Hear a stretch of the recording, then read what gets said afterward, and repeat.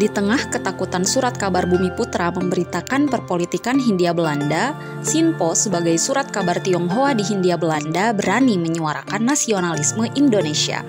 Bukan hanya itu, Sinpo yang pertama kali terbit pada tahun 1910 ini juga menjadi pelopor surat kabar yang memuat teks lagu Indonesia Raya.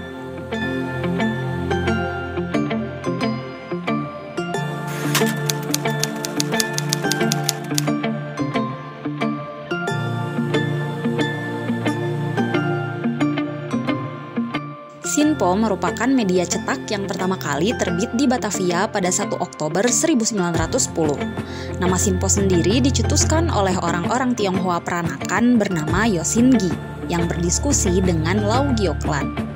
Gioklan pun akhirnya menjadi redaktur pelaksana, sementara Singi menjadi direktur pengelolanya.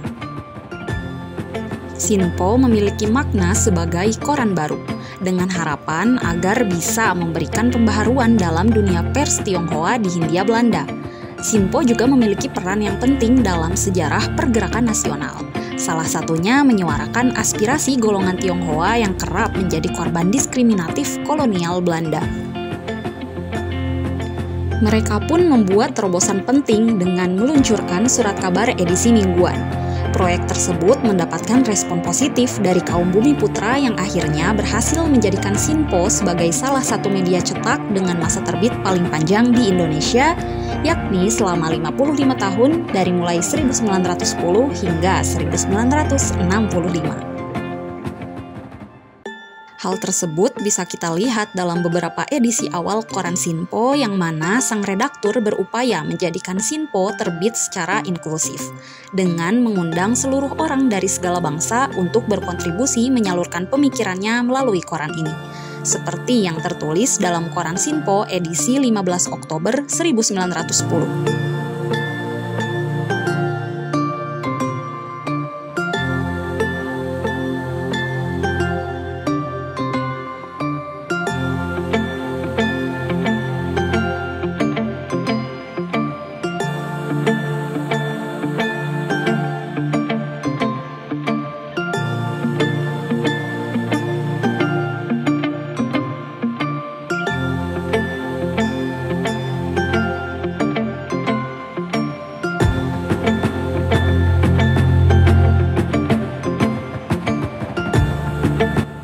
Sebelumnya, pers Tionghoa di Hindia Belanda didominasi oleh koran-koran pro-Belanda yang didukung mayor Tionghoa. Koran Sinpo muncul untuk menentang mereka. Sinpo menyatakan bahwa elit Tionghoa hanyalah alat untuk melancarkan hegemoni pemerintah kolonial. Koran ini hadir untuk mengajak kaum Tionghoa dan Bumiputra bisa saling mendukung perjuangan masing-masing.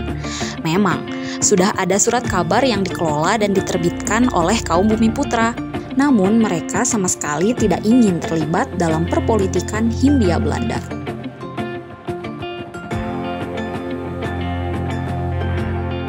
Beda halnya dengan Sinpo, koran ini menyatakan kekaguman terhadap para tokoh nasionalis Bumiputra seperti halnya Soekarno dan Hatta, bahkan menjadi salah satu surat kabar yang pertama kali memuat foto Soekarno dan Hatta yaitu pada edisi 18 November 1933. Sinpo juga menjadi penyalur kaum Bumiputra untuk menyampaikan aspirasi mereka, seperti menyinggung masalah kesusahan kaum Kromo serta ketidakpastian kaum Bumiputra pada kebijakan kolonial.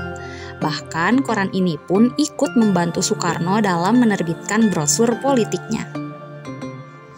Soekarno pernah menyatakan jika dibanding dengan petinggi Tionghoa yang terus mendorong kaumnya menjadi orang Indonesia untuk keuntungan pribadi, ia lebih menghargai kaum nasionalis Tionghoa yang rela berjuang menempuh bahaya tanpa pamrih untuk mendukung kemerdekaan Indonesia seperti halnya koran Sinpo ini.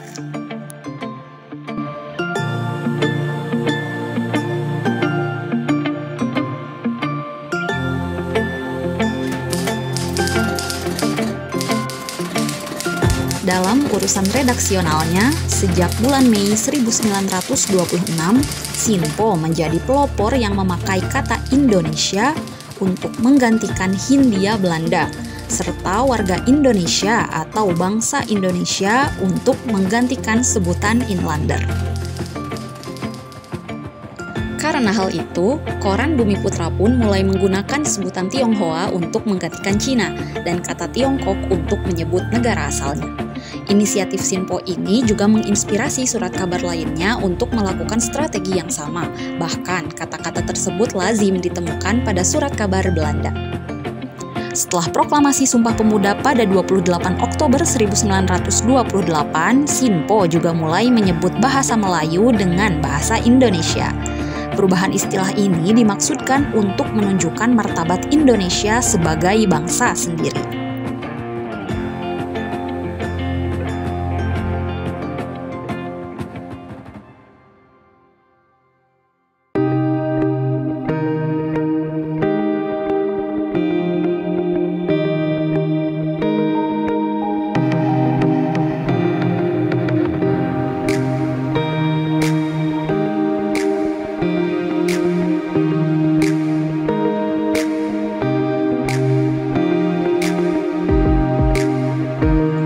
Sinpo sempat mengubah frekuensi terbitannya menjadi koran harian pada 1 April 1912.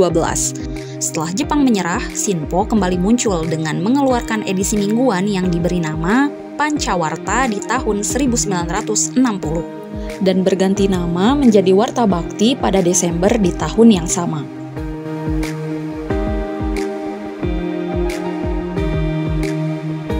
Warta Bakti secara terbuka menyatakan hariannya berhaluan Manipol Uzbek dan mendukung Manifesto Politik Republik Indonesia.